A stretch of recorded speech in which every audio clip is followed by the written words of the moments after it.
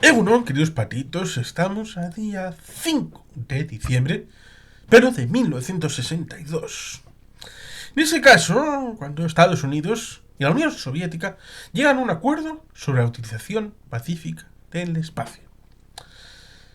Cuando la Unión Soviética sale del espacio, y de eso hace unos días hemos hablado de La tumba del cosmonauta, un libro que os recomiendo vivamente, y si queréis saber un poquito de qué va, tenéis aquel vídeo allí. Evidentemente, hay que ordenar el tráfico humano fuera del planeta. Porque evidentemente no puede ser el Far West, allí donde cualquiera pueda hacer lo que considere oportuno y pueda decir que es de su propiedad, porque esa vertiente ya la humanidad lo había visto a lo largo de la historia, con la ausencia de normas en un mundo sin reglas en la mar, hasta que fue más o menos compartimentándose en espacio marítimo con reglas no ya solamente de un solo país, sino incorporadas al acervo comunitario de la globalidad, si bien por asunción, por la construcción común de ese acervo, o bien porque se imponía a esas otras partes más débiles que no podían ser capaces de imponer su propio acervo. Y por tanto, al final se hace una amalgama de derecho marítimo que genera esos espacios en derecho internacional, siempre con sus complicaciones, siempre con sus dificultades, pero que mal que bien, ya en el siglo XX era una realidad, y sobre todo en el siglo XXI, teje esas relaciones en donde hay completa ausencia de esos huecos o agujeros, o por lo menos unos muy grandes, para la navegación en los océanos y los mares del mundo, para ciertamente la confianza, que es la parte importante. Cuando uno marchaba en la Edad Media de un lugar a otro del Mediterráneo, tenía dificultades para la confianza, ya por los piratas, ya por muchas otras cosas. Cualquier camino de Europa tenía esas dificultades en la Edad Media y por eso el surgimiento tal vez de esos monasterios de Cister y de Cluny y de otros órdenes benedictinas y demás familia entre las herencias del Imperio Romano de Occidente, en donde se tejiera una red de seguridad equivalente a las carreteras romanas, en donde estaban guardadas por las legiones del Imperio Romano. Y por tanto, ciertamente era algo necesario transmitir esa seguridad para con la navegación en la mar. A veces, y para eso, Star Trek hizo profesión de fe,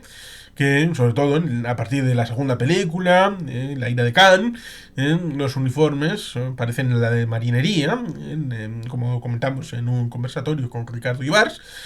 sobre aquellas películas canónicas de los años 70, 80 y 90 también,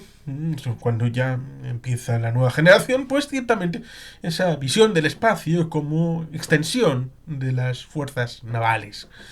Y por tanto, es necesario empezar a aplicar esquemas de construcción de derecho internacional igual al que se genera en la Tierra. Y por eso era necesario un espacio de acuerdo entre las dos grandes potencias que todo el mundo lo reconocía en la Guerra Fría, como era la Unión Soviética y de Estados Unidos. ¿Por qué? Pues porque cuando el Sputnik navega sobre la Tierra, alrededor de ella, con su bip bip bip bip bip, bip era calidad de la época, el pensar que en ese año 57 lo que estaba haciendo era la capacidad de transmitir un elemento que pudiera bombardear del espacio a los Estados Unidos de América. Y por tanto, era una capa superior a la del espacio aéreo habitual. Es decir, la idea del bombardeo ya se vio, por ejemplo, en Tokio y en Dresde en el año 44-45, con unos resultados pavorosos, como ya se había experimentado en Guernica en el año 1937, y tenemos un conversatorio específico para hablar del bombardeo de Guernica. Por supuesto, ciertamente, una capa superior de la cebolla, hacer eso desde el espacio, convenía ciertamente a que no era posible advertencia previa, o era muy complicado hasta que la tecnología desarrollase, y por tanto era posible, debido a la entrada en la era nuclear, que alguno de aquellos aparatos como el Sputnik fueran en ámbito estilo V2, pero saliendo al espacio y lanzando desde arriba un aparato nuclear y caer en los Estados Unidos para ese golpe primero para desmantelar cualquier tipo de defensa y entrar con fuerza en una guerra. Estos quebraderos de cabeza que uno puede llegar a pensar, pero ¿cómo se lo flipan? Sí, sí, pero es que los juegos de guerra, y ahí tenemos la película de 1983 que tiene vídeo y conversatorio conjunto con Robin Hood, con el amigo Mariano de Miguel. Juegos de guerra, la UPR, juega esos escenarios y al final de la película, cuando se rompe la cabeza equiparando el 3 en raya con la guerra termonuclear global, ve las posibilidades de cualquier tipo de acción, empiece quien empiece, pero siempre y cuando, evidentemente, tenemos ahí la disposición a hacer daño. Y ese es el fondo, el trasfondo del asunto. La voluntad humana. El factor humano es lo que cambia todo. Lo otro son medios, que es lo que suele entenderse mal. Y esto, el canal Paz Mundial del amigo Lucas, así, pues ciertamente quiere eliminar los elementos consecuenciales de la guerra, lo cual ciertamente es honorable y está muy bien, pero olvida un pequeño detalle. Es decir, el hecho de que el comienzo de la guerra normalmente suele ser porque hay un colectivo de personas o de empresas o de ambos, de personas y empresas, que, es decir, personas jurídicas, que lo que quieren es una serie de objetivos. Que hay que cumplir esa serie de objetivos que se han trazado. Y esos objetivos evidentemente implican la colusión con los intereses de otras personas. Lógicamente. Y evidentemente hay la posibilidad de negociar y que haya una parte que lleve un porcentaje de sus necesidades u objetivos o intereses y repartir esos intereses con otras partes y llegar a esos acuerdos multidisciplinares y de intersección. Pero hay la posibilidad de que esa persona, un colectivo, personas jurídicas y personas físicas, y en eso entran, por ejemplo, también los estados, no quieran ceder un ápice a sus objetivos trazados. Y eso significa que una vez trazados esos objetivos se lleven hasta la última instancia, pese a quien pese, caiga quien caiga. Y eso significa ir a la guerra. Pero ir a la guerra porque no hay otra manera de que yo logre imponer al otro mis objetivos, mis intereses y mi voluntad, porque el otro está dispuesto a defender sus intereses. O igual considera que la aceptación de los intereses propuestos conlleva una merma significativa o incluso la desaparición de su realidad existencial como Estado, como nación, como pueblo, o su disminución tan sustancial de sus capacidades de ejecución que la disyuntiva entre ceder y morir es absolutamente equivalente y por tanto la resistencia es necesaria. No fútil, como dirán los Borg, sino imprescindible. Y por tanto, en esa búsqueda, en donde hay un dicho alemán que precisamente reza que la paz siempre es posible. ¿Por qué siempre es posible la paz? Porque si yo te voy a meter a un guantazo y tú te rindes, la paz ahí ha llegado. Pero tú te has rendido. Es decir, una de las partes cede ante la otra. Y se suele decir también aquel famoso dicho de dos no se pelean si uno no quiere. Ya, pero entonces, ¿dónde quedan los linchamientos? Y por tanto, ciertamente ahí está la madre del cordero respecto a esta reflexión en torno a este momento de la historia en donde, ciertamente, Estados Unidos y la Unión Soviética llegan a este punto de acuerdo sobre la utilización pacífica del espacio. Porque saben perfectamente que tanto unos y otros están en una confrontación en el espacio y puede pasar cualquier cosa, pueden encontrarse, una mala chispa puede suponer la creación de un casus belli. Y eso es muy doloroso porque también se ha visto incluso en películas como James Bond. James Bond, en aquella película de Solo se vive dos veces, hay un tercer actor que trata de involucrar en una guerra entre ambas partes para emerger como el salvador. Y lo mismo tenemos también con otra película, en este caso es En el mar, La espía que mamó, en 1977. La otra es de 1967, quiero recordar, con un decalaje de 10 años. Una película de Sean Connery y la de Roger Moore. En este caso, alguien que está en el mar, al fondo del mar, para lanzar con misiles submarinos nucleares cruzados en el ámbito de la Unión Soviética y de Estados Unidos para que se destruyan mutuamente y emerger como esa tercera parte que pueda llevar al mundo a una armonía, pero después de haber destruido a los dos hegemones que en ese momento de Guerra Fría eran los que controlaban el espacio-tiempo. Y por lo tanto, en ese momento en el que Gagarin y Alan Shepard ya han salido al espacio en el abril de 1961, iba a decir 1921, no, y en 2021 tampoco, porque en 1961, y luego evidentemente todas las misiones Apolo, que culminarían en el año 69 con el Apolo 11, llegando Neil Armstrong y a su compañía, Buzz Aldrin y Michael Collins, a la Luna, y evidentemente con todo ese aparataje, debido a las operaciones del Skylab, el encuentro internacional de los años 70, también en el espacio, en transmisiones Soyuz y las misiones de Estados Unidos allá arriba, en el espacio. Pero ese momento ciertamente costó en llevar y antes, pues cada uno yendo por su lado, pues era posible generar esas chispas, lo mismo que en la Tierra se habían generado, no ya en el ámbito de la crisis de los misiles cubanos, que hay un conversatorio íntimo sobre la película de Roger Donaldson del año 2000, sino también con situaciones sobre el cielo de Yugoslavia, que ciertamente recuerda a una parte de la incidencia de lo que sucedió en la imaginación de Sir John Hackett en la Tercera Guerra Mundial, que tiene un conversatorio con Mariano de Miguel en este canal, por supuesto, y evidentemente esas situaciones en Berlín Occidental con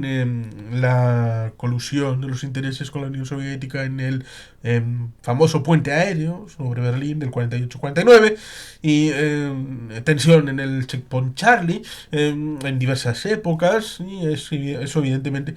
generó también problemas en los años 40-50 sobre Grecia, sobre Turquía y muchos otros lugares también relacionados con el espionaje, que tiene bastante que ver con esos espacios grises en la frontera difusa de la relación entre los países, que pueden generar esos momentos de tensión para, evidentemente, eclosionar en forma de guerra. Y eso se quería minimizar. Espacios firmes, a pesar de que fuera el espacio. Tratar de establecer marcos generales de acuerdo para esos posibles momentos de distensión en donde pudieran evitar esa confrontación bélica surgida de una chispa, de un momento, de yo me encuentro aquí, tú te encuentras allí, hemos chocado, y de ahí, de ese choque, se escala, se vuelve a escalar, se reescala, y al final la cosa se dispara hasta el punto de que puede desencadenarse el efecto global de un hecho puntual, porque la cosa estaba caliente en la Guerra Fría y no es un oxímoron. Y por tanto,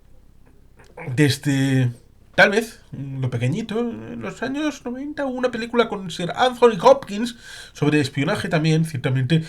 Había un túnel bajo en la línea de frontera entre las dos Alemanias y los estadounidenses le tomaron el pelo a los británicos en primer término, y también luego espiando a través de la terminal de la estación de teléfonos a la Alemania Oriental y a través de ellas a la Unión Soviética, con lo cual ahí hubo un juego de espionaje que que los soviéticos sabían, pero se dejaron hacer, y en cualquier momento pudo haber desencadenado también, y por supuesto los túneles que saltaban de una Berlín al otro, y por supuesto en los espacios fuera de Europa, que no los he mencionado, pero existen, no solamente Vietnam, no solamente Corea, también en África y por supuesto en Sudamérica, sobre todo en los años 80 con África, América Central.